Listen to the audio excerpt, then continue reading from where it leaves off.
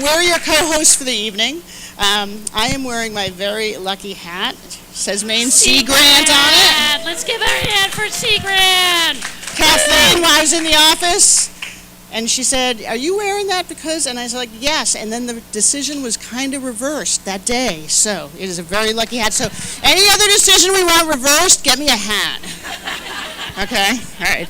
Anyway, for those of you who don't know me, I am the Economic and Community Development Director for the Town of Stonington. And Alexa. I am the Executive Director at the Maine Center for Coastal Fisheries. Woo! And we're going to be down there with you all with these mics because this is a room-wide conversation tonight. So as much as you guys want to talk and ask questions, that is awesome. So you just wave your hand at us, or we will put these other mics on stands down the aisle. And however you're comfortable talking, we want to hear from you tonight. That's the whole thing about these conversations. They are community conversations. So before we begin, we have a lot of thanks to do, right? Yeah, absolutely. I'm grateful to a lot of people. And how about the food? Woo! Let's give a hand for the food. Ella for Hollis. Thank you. Our local food extraordinaire. We are so grateful. Thanks for being here. And but Can most, I just say, yeah. Seaweed never tasted so good. Seaweed never tasted so good. And I said it's cheese and crackers with vegetables. I love it. It was perfect. But mostly to the Opera House, okay? The Opera House is our host here. Erica is over here. She's their executive director. Erica? Woo! Thank you, Erica. Braden in the back, running the show. We've got Tegan here somewhere. Thank you guys for giving us this warm and lovely environment to do this series in. This is one of a series. We hope you've been to other ones. If you haven't been to other ones and this is your first one, we hope you come to more. We've got 2 more coming up. We've got one on April 9th, which is actually about the power of culture in our communities and how important culture is. So that's the arts and our historical societies and our libraries and what makes us who we are, the communities that we are, right? And the nations that we are, and how culture really is both a strength and something that we need to work with, right? And an economic engine, and Erica in particular is going to tell you about that, is an economic engine for good. And then on May 21st, and I think Rebecca Gratz is here too, our high school principal. Rebecca, thank you for being here tonight. Thank you. Yeah. We're going to do a special Talk of the Towns about alternative forms of rural education and all the new stuff that's happening at the high school, at our connectivity hub, all around us. And education being the most important thing for culture and being the most important thing for politics. So education, right? So come back, please. All right. We're going to always, you may remember if you've been here before, I like to start with a little piece of media because of the power of culture. So it's going to switch your brain over to something else. We're going to show you a little animation. It's 2 minutes long. And then we're going to bring our very special guests up. Okay? So, Braden, let's roll the film, and we'll be right back.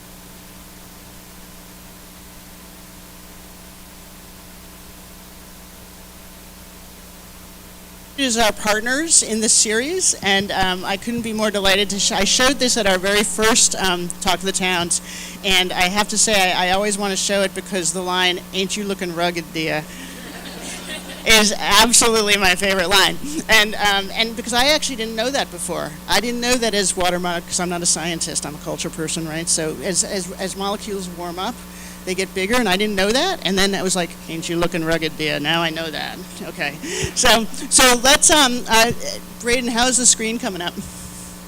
Am I doing it?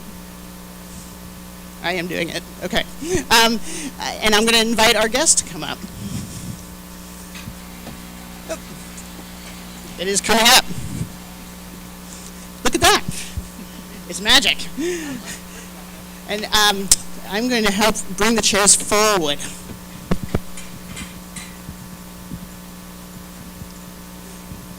The other person I want to give thanks to tonight is Blue Hill Books. Did you notice that Blue Hill Books was here? Matt was selling Ayana's book. If you missed it, there are still copies of her previous book out there and a couple copies of What If We Get It Right, which is kind of the title of tonight's talk. I'm sorry we stole the title of your book for the title of the conversation.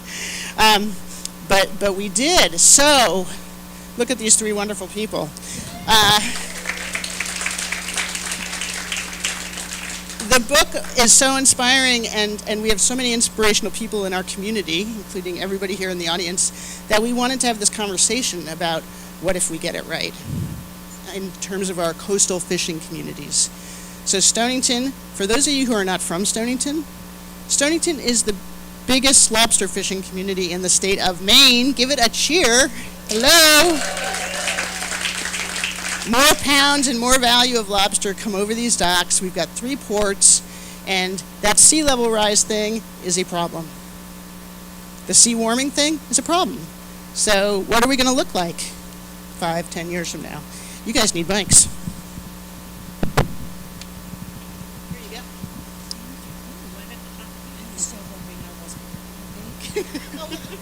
Perfect. All right. I'm going to ask our really lovely guests to introduce themselves tonight, but just so you know, this is Dr. Ayana Elizabeth Johnson, author of What If We Get It Right? Visions of Climate Futures. This is Virginia Olsen, who is our own, I love that phrase, our own Stonington lobsterman, 5th generation, and also lobster business representative. And last but not least, Sam Belknap from the Island Institute, and he is the director of the Center for the Marine Economy. But tell these guys what you want them to know about you. Start with Ayana. Are you just going to abandon us? I'm going to go down here, and I'm going to talk to you from here. We need to be supervised. I doubt it. Okay. I highly doubt it. We'll have fun, we'll just get in trouble. I am so honored to be here. This is such an incredible crowd. Kudos to you all for putting together this amazing event, gathering community. I am from Brooklyn, New York. I feel like I need to reveal my geographic origins. I did not expect any applause for Brooklyn. I've been in Maine for 2.5 years now, so I know some incredibly basic facts, remedial Maine knowledge.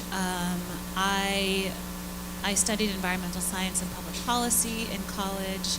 I have a PhD in marine biology. My PhD advisor now lives in Maine, and his wife is also a marine biologist. Not only lives in Maine, but is here, Dr. Nancy Knowlton, who's on the board of the Maine Nature Conservancy chapter.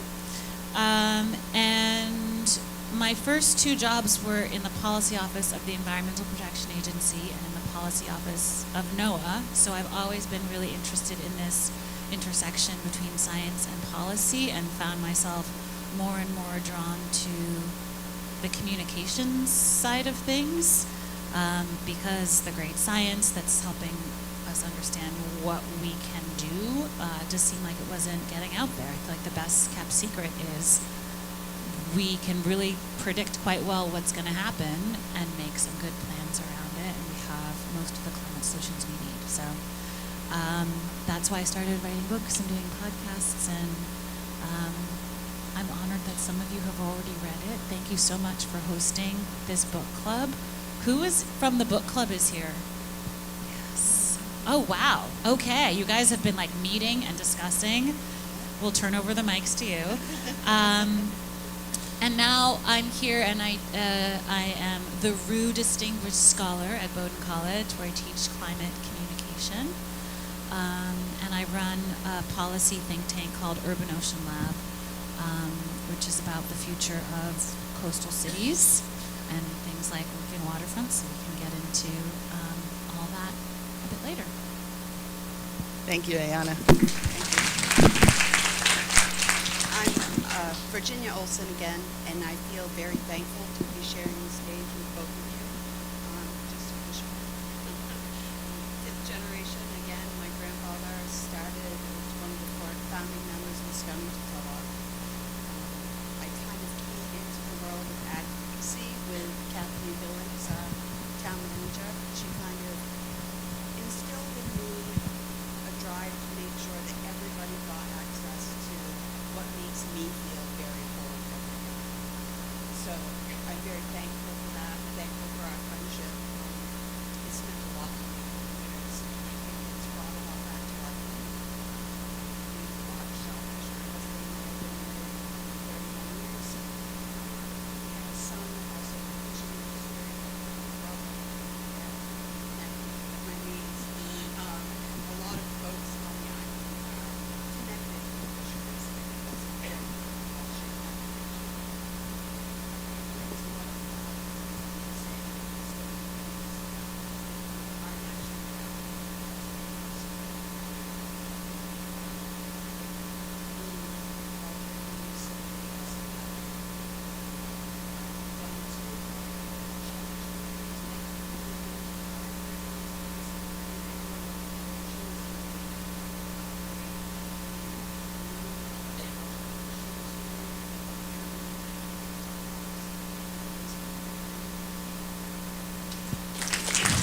Thank you, Ginny. Could you all hear Ginny okay? Yes, okay. And because we are recording, so I'm going to ask you to speak a little more in the mic next time, because also everything you say is super, super important. So thank you for that. We can never be loud enough, Ginny. That's the Sam. Great, thanks, Linda. And I feel I am the one that should be honored to be sharing the stage with two such amazing people. It is somewhat humbling. But as Linda mentioned, I'm Sam Belknap. I direct the Island Institute Center for the Marine Economy, where we are charged with tackling many of the challenges you'll probably hear about today, but also to identify and work towards some of the opportunities and solutions that I'm sure we'll also touch on. I grew up in mid-coast Maine. I grew up on the deck of my grandfather's boat, and my 12-year-old makes me say this now. I am the third of 4 generations of my family to have held a commercial lobster license.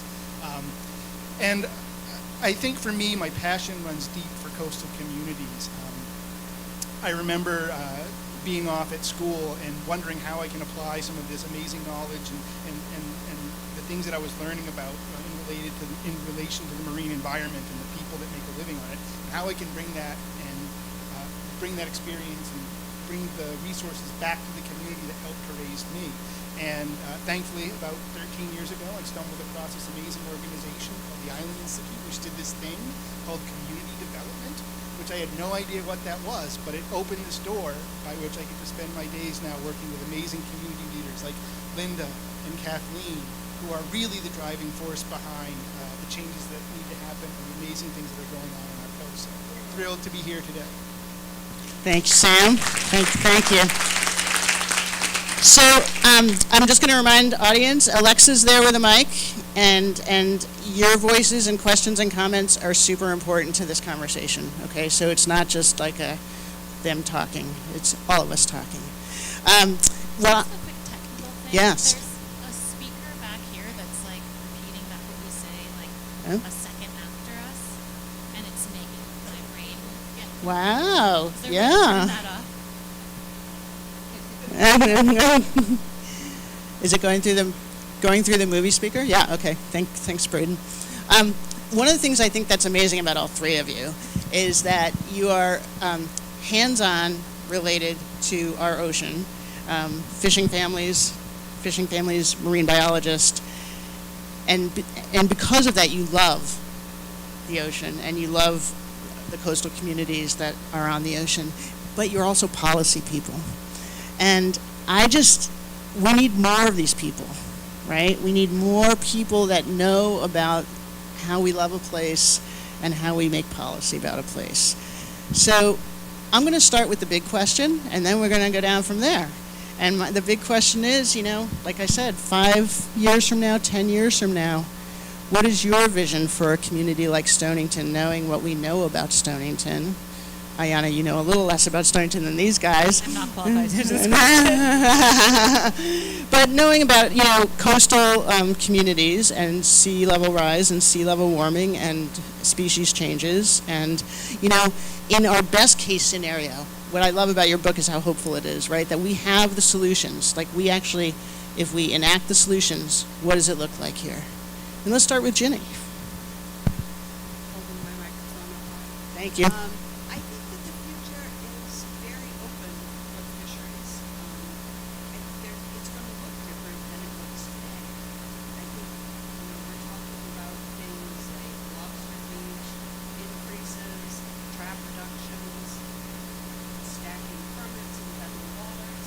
There are a lot of conversations that are happening, and I think we have all the tools we need for a very vibrant future. I think it's going to take fishermen coming together and figuring out what is it that I can live without, what do I absolutely have to have to earn a living, and how do we craft that into something different that is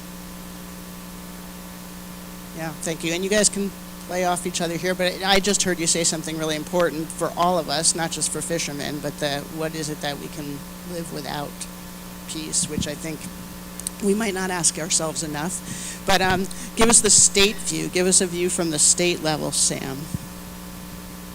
One of the things that I've learned in my role is it is impossible to put a state lens on this, because this question can only be answered by the people that are from Stonington, sitting in this room today, and those that are home in bed because they spent a long day out on the ocean and simply don't have the time to be here. Those are the voices that need to be raised up in these policy discussions. Those are the ones that have the clearest sense of what their community's needs are, what the resources the community has, and how to best bring those to bear. But again, I'll echo what you said, Ginny. I think change is on the horizon, but change has also been the history of our marine economy. And it is because of the ingenuity and the steadfast nature of many of the people that have made their livings on the water and the communities that support them that they've been able to weather those changes. So the raw material is within each of these communities to chart its own course. I'm going to follow back up on that because I agree. We've got a lot of the tools we need, but it is kind of the fabric that brings us together that we can have a conversation in a safe place. It doesn't feel like I'm going to take your fishery away, I'm going to take your livelihood away. It's how can we all do this so we can lift the entire community up and still do what we love. And I think that's really important in trying to figure out our future. I have no answers for Stonington, to be clear. But I do think some of the things that you said are things I think about generally, which is how do we get people together to envision that collectively, right? I mean, the title of my book is a question. What if we get it right? And so the first step is imagining together the future we want to live in, and then thinking about the steps that we'll take to get there, the roles that each of us can play. So I think that collective imagining muscle is one that we're not, this sort of atrophied. We're not used to dreaming about the future together. We're used to muddling through the present and sort of, duct taping our way through the days and zip ties and whatever else, welding. And I think when it comes to coastal communities, so much of it is about culture. And so I'm actually sort of relieved in a sense to hear you talk about what do we need to give up, because there's such a very human tendency to just want to hold on as long as you possibly can to the way that things are, because that's what that's what you're comfortable with. But with the world changing so quickly around us, that no longer really makes sense. So the question of what do we give up now is not really, I think, fair without also saying, well, what are we going to get later? Because we're willing to think about how things need to change now. And so I often feel like climate adaptation, climate resilience, implementing solutions gets kind of this bad rap, like, oh, it's too expensive. And I'm like, compared to what? Doing nothing is incredibly expensive.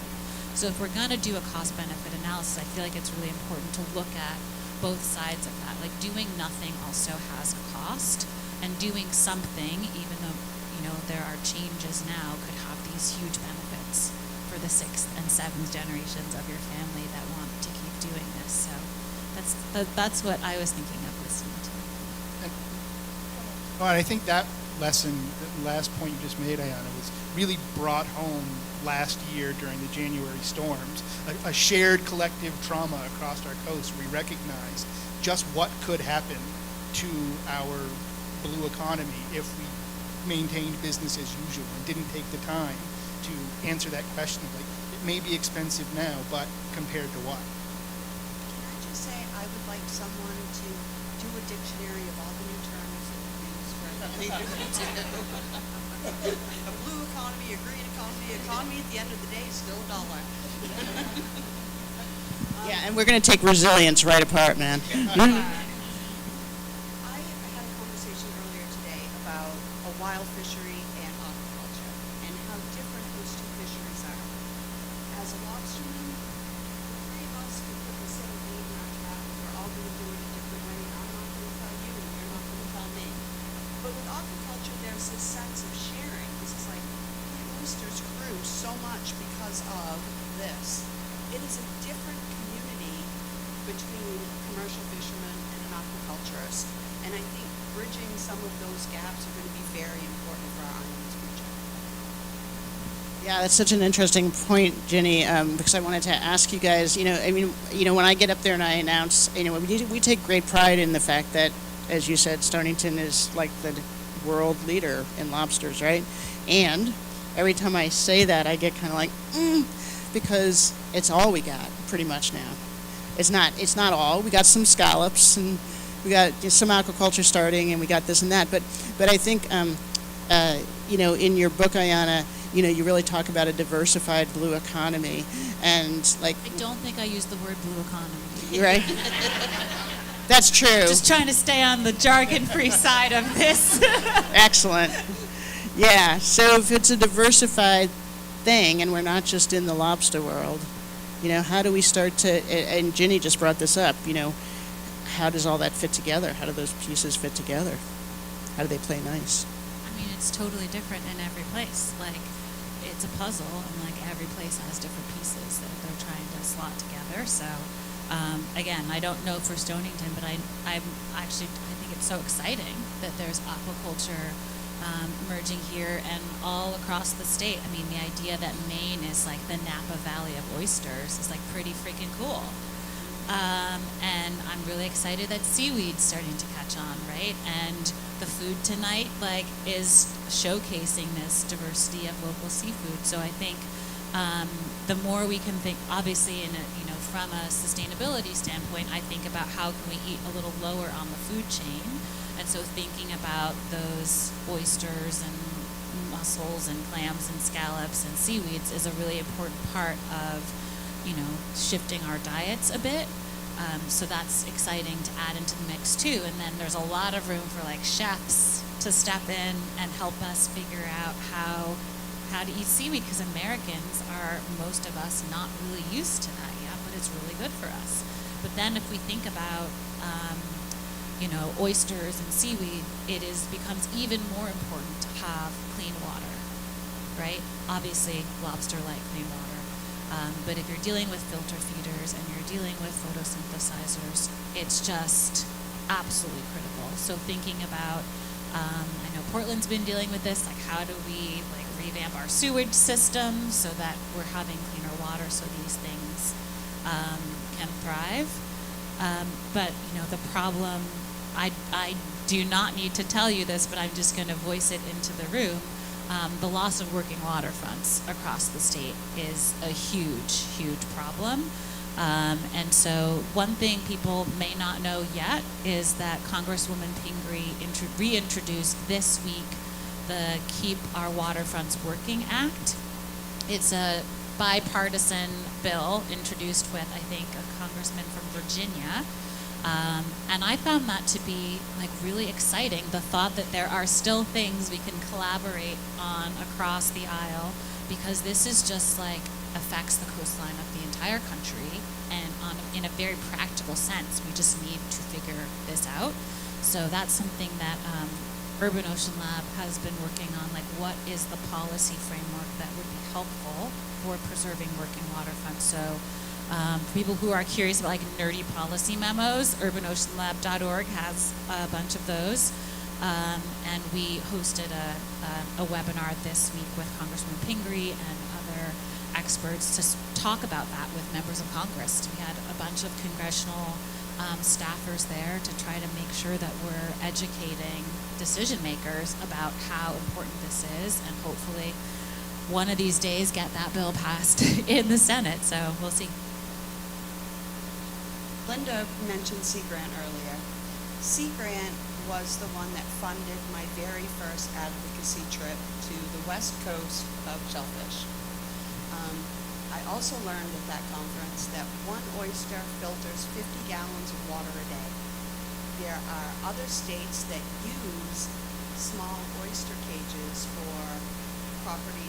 Your waterfront owners can get a tax incentive, a little bit of a break for putting an oyster cage out filled with oysters just because of the water quality benefits. The upside of that is we then had to stop them from eating that shellfish because it would make them sick.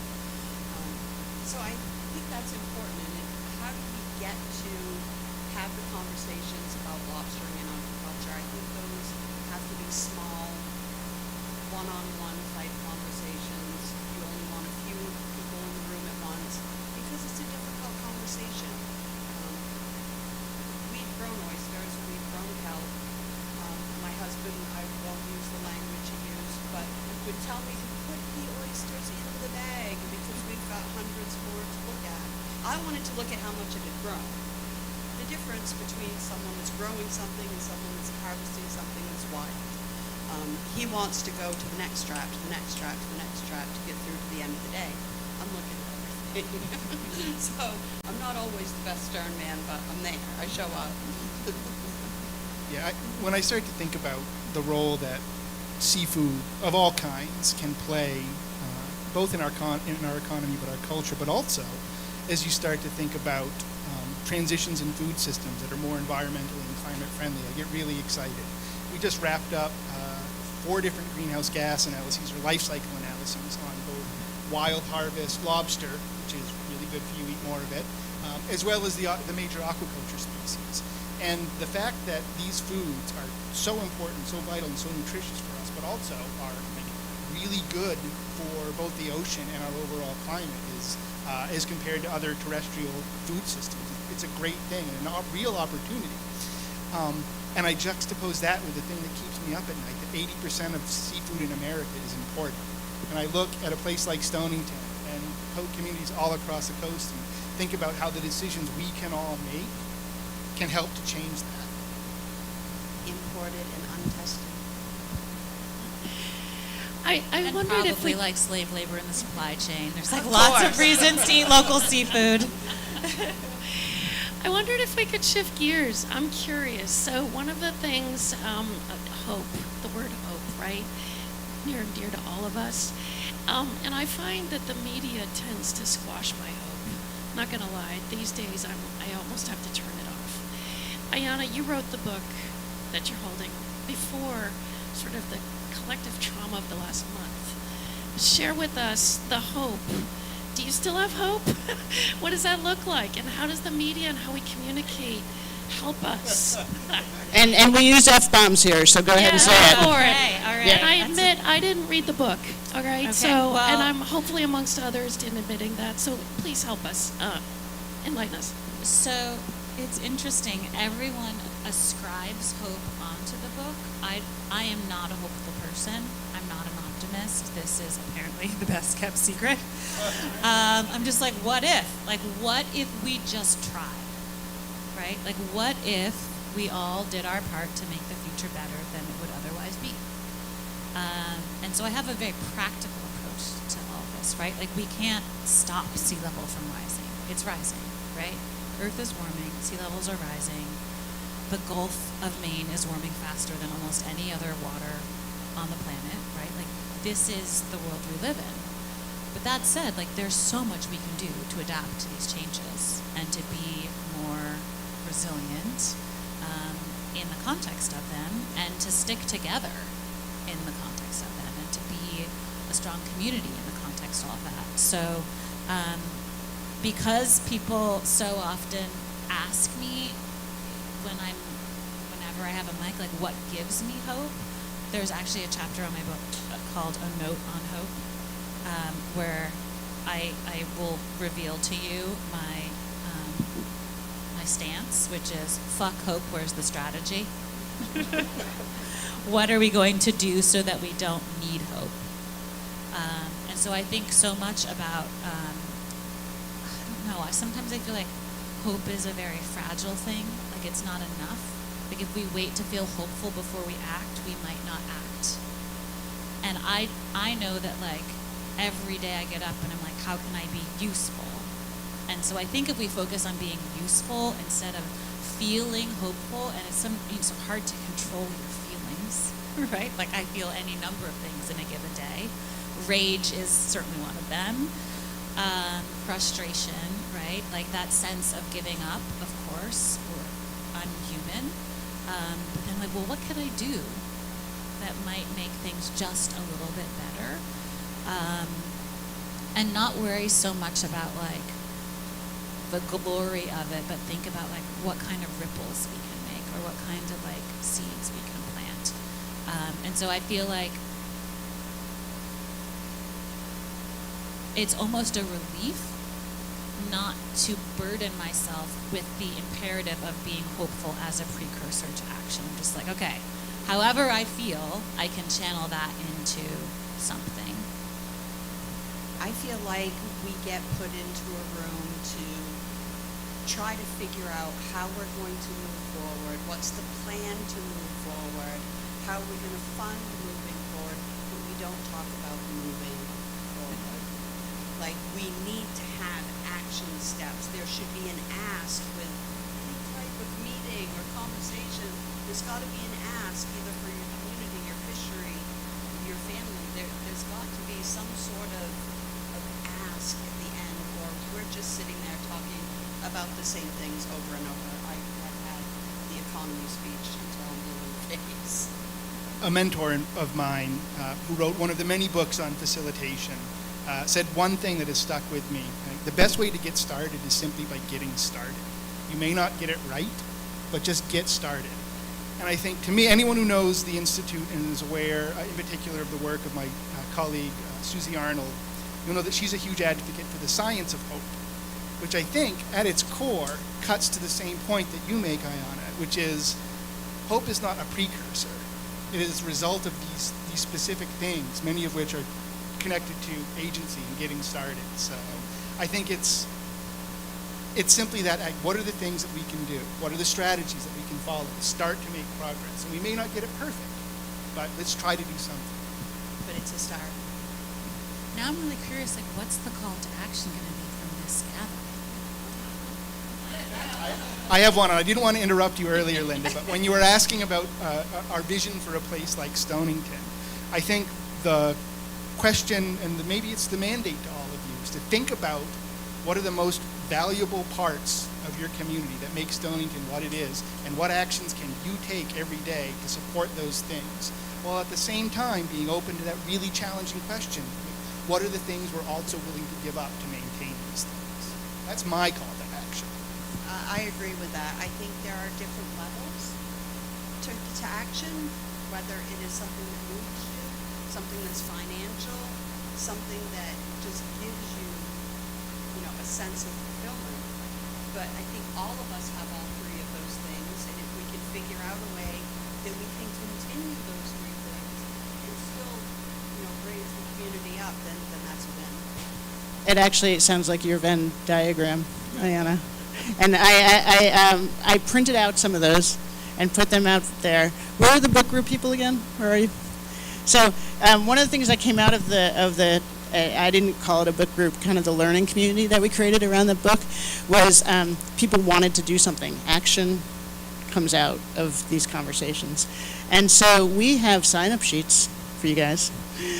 For those people who want to volunteer for whatever you want to call it, climate resilience, you could call it data gathering, you could call it clean water making, you could call it fisheries, whatever it is, sign up, put your contact info down, and we're going to call you to do something.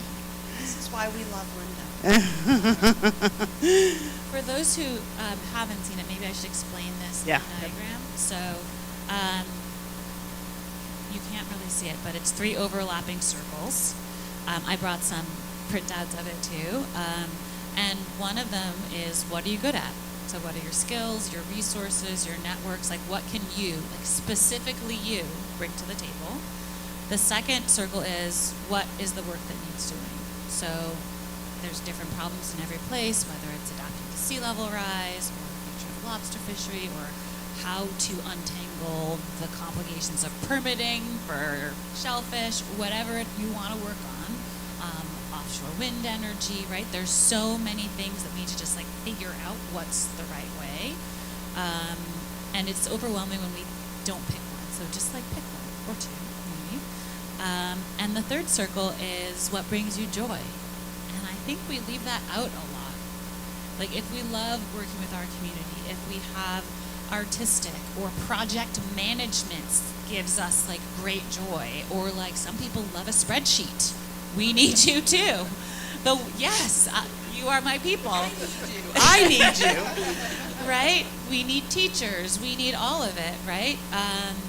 And some people find joy in bringing people together. Like, that's obviously really important too. So figuring out for each of us our unique Venn diagram of what are you good at, what work needs doing, and what brings you joy is, I think, a really practical way to figure out like where you fit in to all this change that we need to co-create. And I'll say I sketched that out because I was getting so many people asking me like, well, what should I do? And I was like, I don't know, what are you good at? Like, where do you live? Like, what do you want to do? And then I realized that there's maybe like a tiny bit more guidance that I could sort of offer from just seeing other people try to figure out their roles. And so it's a super short list of 8 things. Keep showing up. Just don't give up on this, right? Join something. There's probably a group that already exists in your community that you can contribute to. Find your people. Bring your superpowers. Be a problem solver. We just don't need more complainers. We need people focused on problem solving. Choose your battles. This is from my dad. Very good advice that is so hard to follow. Nourish joy and love nature. I think that last one we forget about sometimes. But here I'll emphasize like the join something piece of it. So often people are like, I want to help. I'm going to like start my own nonprofit. And I'm like, no. Like, there's all this great work already happening. So that's kind of how I think about these things. And Ginny, I love that you brought up joy, like that, you said, what do you really like to do? And one of the great things about, about living in a fishing community is we live in a community where people love the ocean more than anything in the world. They want to be on the ocean. Yeah, I'll follow up with that because my son, when he was in high school, he would say, Mom, you don't understand. It just pains me to go back to school. And until I was still really fishing full time, I didn't realize what he was saying. What he was saying is he missed the sun breaking over the water in the morning. He missed the not knowing what was going to come up in your traps. It is the repetitiveness of every action you perform on the boat, but not having the same result every time you do it. It's not knowing what's going to come up in the trap. You're hoping it's going to be full of lobster, but if it's not, and you know what, there's a fish in there, we let it go. It it's the small successes in those days that make that so robust and fulfilling that now I understand why it was painful for him to sit at a desk for the day in a classroom, a traditional classroom, and why I'm so thankful that we've expanded what a classroom is on Deer Isle-Stonington, and it can be on the water or it can be in a lab. We can do things in all different necks of the woods that all lead us back together to the same thing, which is our community. Or it can be a mean rock band. I seem to remember Devin played a pretty mean, yeah. He still plays every Tuesday. Awesome. So happy to hear that. You guys are awfully quiet out here. I just had a small thing yeah, to add yeah. on to this sort of call to action piece, because I think we often leave the call to action to the end, but like let's talk about them in the Yeah. heart of the conversation. I was getting a ride here from Michelle Kidd, and we were talking about, she was giving me a little tour and showed me the grocery store and was like, people need to support this store. Like the summer people who are ordering everything from Amazon, like that's not helpful, right? Like we need to be supporting local businesses. If you want to live in a town with local businesses, you have to spend your money there. So I don't even live here, but I'm like, please spend your money here.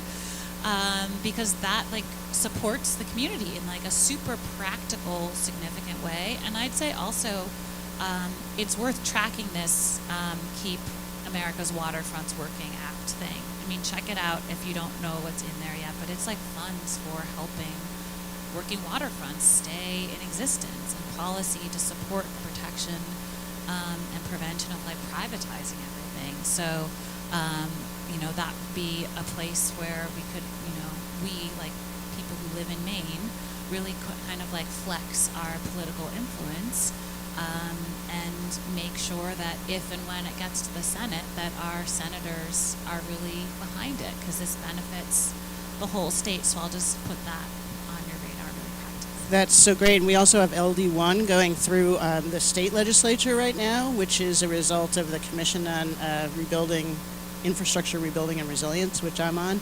And that also protects working waterfront, has a chunk that protects working waterfront. But I'm interested, thank you for saying shop local. Thank you. It's another piece of what we do in economic development here in Stonington. Bookstores. Yes, our local bookstore, our local restaurants, right?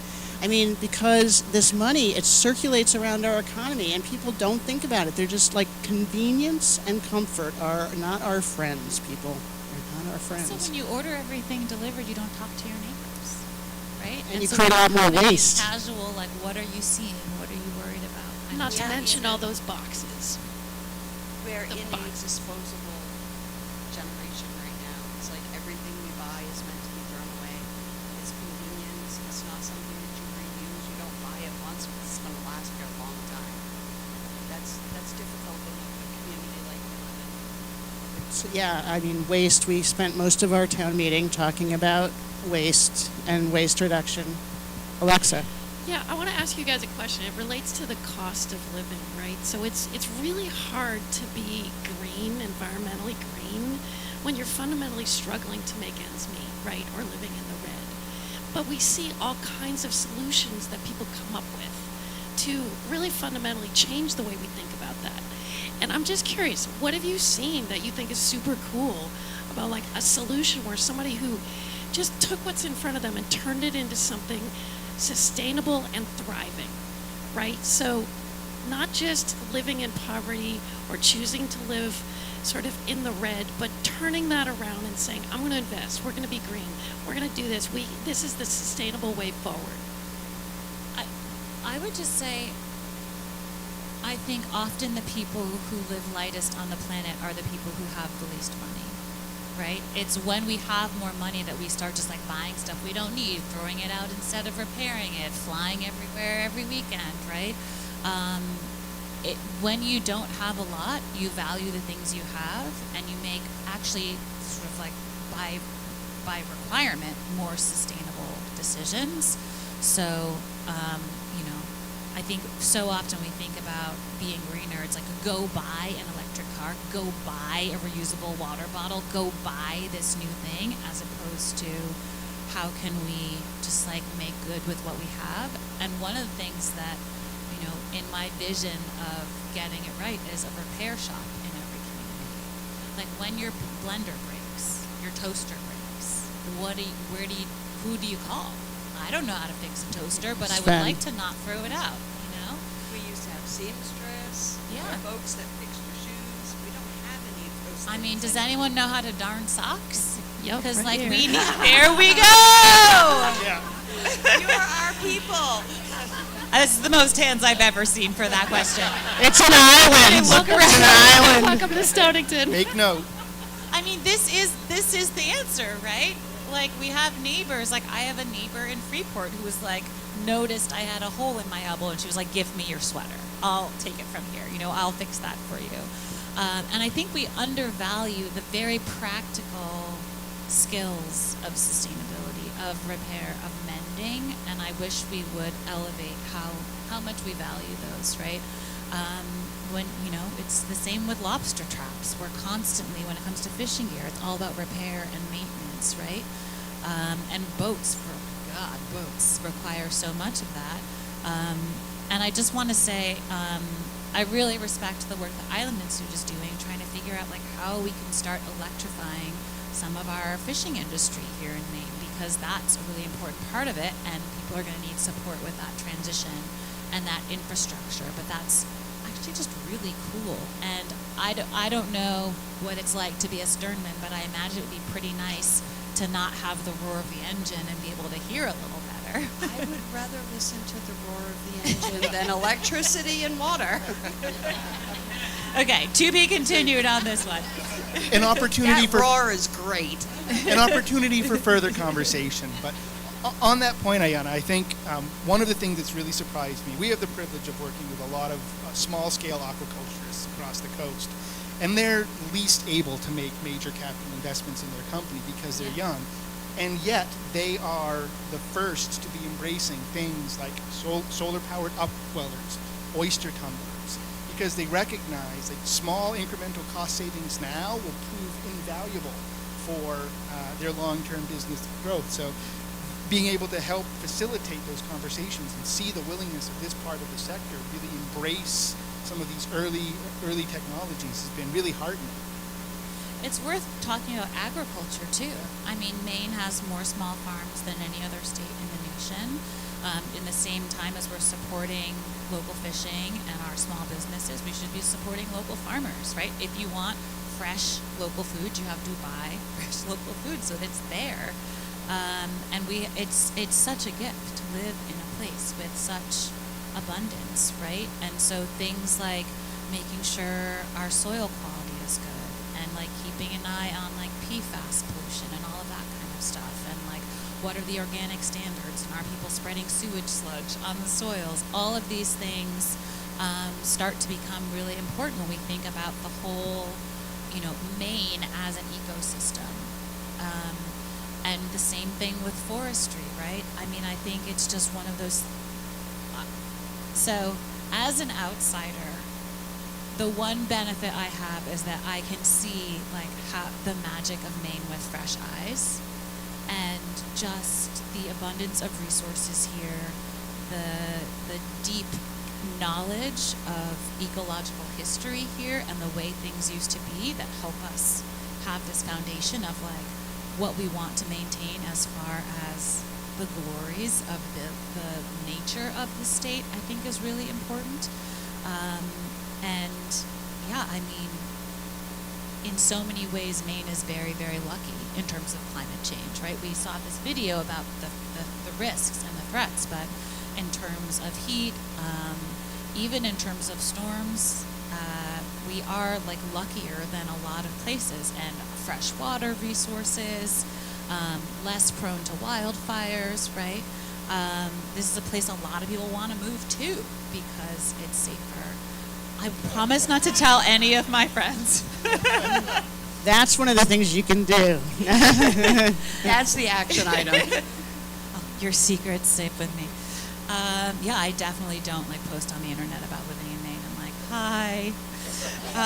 I'm some magical place that I'm not disclosing. But so I think there's at the same time we're talking about all the risks and all the changes, there's actually an amazing foundation from which to create the kind of future that all want to live in. I agree with that. We've got Abby Barrows working on PFAS.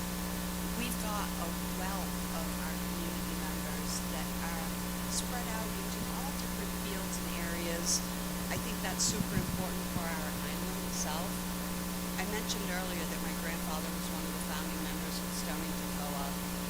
He believed in the co-op because he was tired of going out and getting bait fish before or after he hauled his traps all day, and then having to stock those same bait fish for the next day. And he thought a co-op was a great place where they could just go sell their product, buy the bait fish that they needed.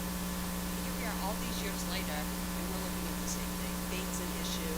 We're catching it on our own. We're still selling to the co-op, but there are things that have really come full circle in that conversation. And the cultural underpinnings of the coast that lead to things like the co-op is a great model to pursue. Yeah, and I think you even in the book talk a little bit about co-ops and about the horizontal, method of kind of growing our businesses instead of this kind of vertical integration, thinking more about horizontal integrations. And I don't know if you want to say more about that, but we are lucky we live with these fishing co-ops here, and they are such great models for that. I'm just a fan of co-ops, really all I can say there. I think it's an underutilized format. I have a question. Hi, I'm Rebecca Gratz. I'm the principal. I'm wearing my vest.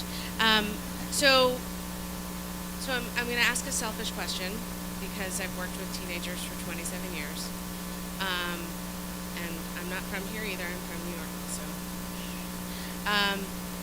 what would you tell me, as the principal of a high school, what's the message for me to give to our students who are not here tonight, but we are getting them involved in lots of things. But what's the message to them? Because honestly, it's they who are going to be dealing with this more than we are,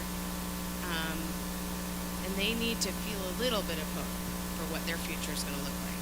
So, what do I need to tell them? Good question. Great question. I think one of the things that, in particular, younger folk aren't reminded of enough, that they have more agency than they think they do in influencing the system and engaging with it. I think a colleague of mine that helps to run the Passamaquoddy Clam Garden said that of the ocean, if we take care of it, it takes care of us. And that opens so many doors to engaging younger generations in all of the myriad of ways that you can become part of this kind of ocean human ecosystem. I think I reflect on your story that you lay out in the book, Ayana, and you know it from simply growing up around this particular piece of ocean, and that the ability of it to open so many of these doors is just phenomenal. I would say any tool you can use that is a traditional science, math, and English to explain something that is, if it's a fisherman in the fishery, if it's an engine kid with engines, what you're learning in your practical sense today may not seem useful tomorrow. Don't tell my math teacher I'm still not using algebra, but it does have a role. There is a role for what you're learning today in tomorrow's future. And if you can kind of equate that with what they see as value, then they're easier to attack it. At least that was my I would just add, I think it's often really helpful for young people to know that we have solutions. It really is a matter of how quickly we can make it happen in the world, and that's the gap, right? It's like this long list of what we can do, and then it's just not happening fast enough. And part of that is, like you said, we need to have a lot of small group conversations, and that just takes a lot of time. It takes a lot of trust building, and that's a step you cannot skip, right? But I think for young people, it's overwhelming to think about the world, and climate anxiety is through the roof in this young generation. So I'm just like, we have the solutions, like which ones are you interested in? Young people have this superpower of moral clarity. They remind us what is right and what is wrong, and there actually is not as much gray area as we would all like to think. And I would encourage them to sort of start to flex their influence and power now. I mean, when I learned that smoking cigarettes were bad for you, I lobbied to get my parents to quit smoking, and it took me like a year with my mom and 5 years with my dad, but I was like, what, do you not love me and want to stick around? You know, or to get my parents to start recycling. Like, young people have a lot of influence in their household, and I would say I would encourage young people to have more of these intergenerational conversations, because it can feel so lonely if you're like, I'm just a kid, I don't know what to do. But you have parents, you have grandparents, you have a community, and so anything that feels A, less lonely, and B, more solution oriented, and maybe C, like more creative, I think is a good place to start. Herbie's got the mic, and then somebody else here, Bill. My name's Herbert Carter, Jr. from Deer Isle. I've been a commercial fisherman for 63 years, and I had to go to Deer Isle Elementary School 13 years ago to teach the kids to write a book.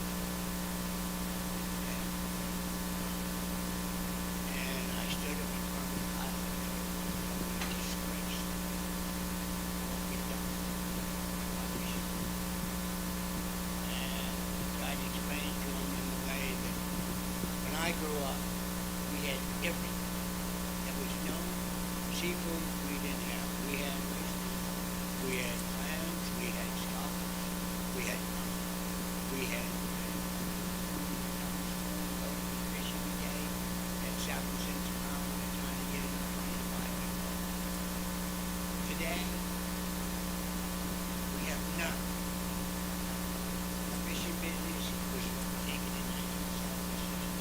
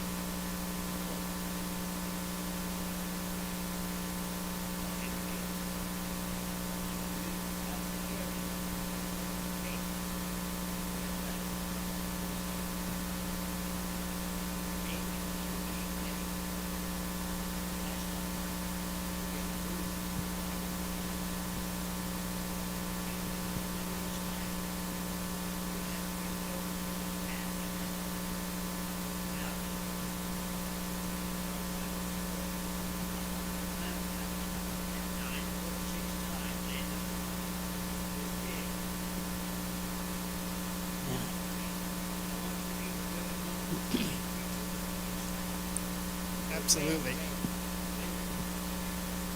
Yeah.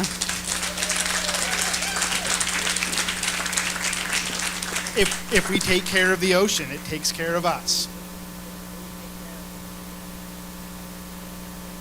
It's a great example, Herbie. I mean, you just gave us a great example of how policy can hurt us as well as how policy can help us, right? So we've been talking about policies that can help us, that are the solutions, but it's also policies like the ones you're talking about that created the problems to begin with. And we have to be smart enough to say, okay, we tried this, it didn't work, we got to go back and do something different, as opposed to always just moving forward. Yeah, that's a great point, Linda. A colleague of mine says the smartest person in the room is the room. And I think that speaks to the necessity for these small group conversations, because we aren't aware of our blind spots. So as we're having these policy conversations, making sure we're including the right voices, the right experiences, to make sure we're not creating things that are going to have negative unintended consequences.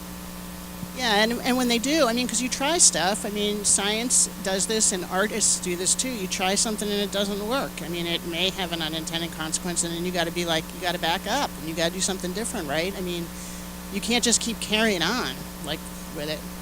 I think the historical perspective is undervalued too, right? Like, if I started fishing here tomorrow, I wouldn't have any context for what ecosystem here should look like.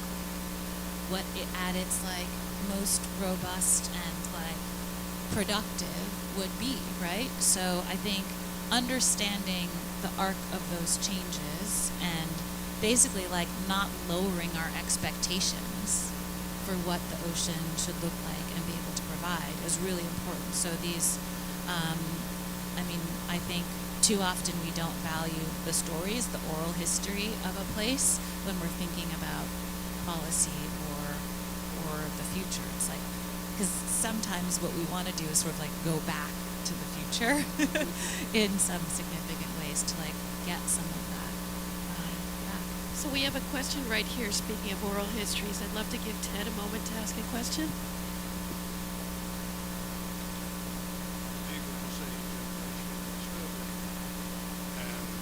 Our family is as deep-rooted as many others in this town. I really wanted to point out a misconception about the lobster fishery. It bothers me because I was, for many years, a former ground fisherman. All gone, right? Heavy's lobster, Heavy's clams and mussels. But the lobster fishery has survived, and today is the biggest fishery along the coast. And it's only that because of ground rules made, 15, 20 years ago, that created the greatest public aquaculture program that I know of on the planet. It subdivided the entire coast of Maine into 7 subunits, restricted the amount of mobility amongst the individual fishermen, limited the number of traps, protected reproduction, protected juvenile stages, protected brood stock,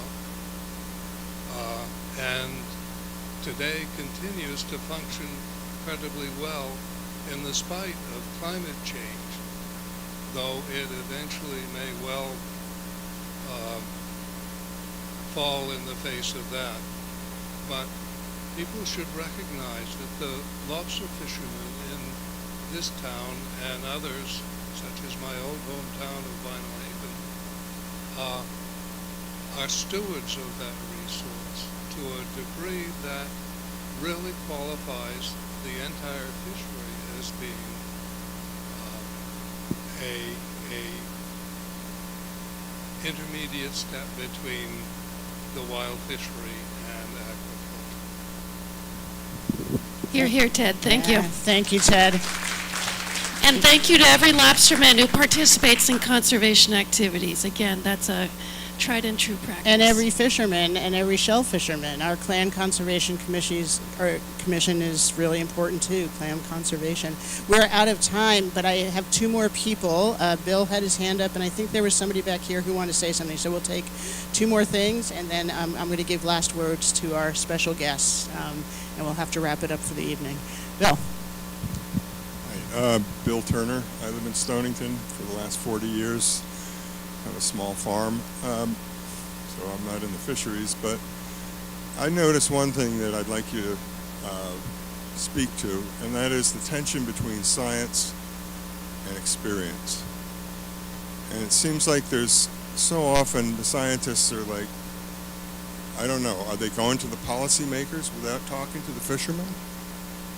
So anyway, what develops is this tension and this push and pull. And I mean, we all know about science deniers, but I think it's something a little different when the scientists, I mean, if you could speak to that, the tension between science and experience.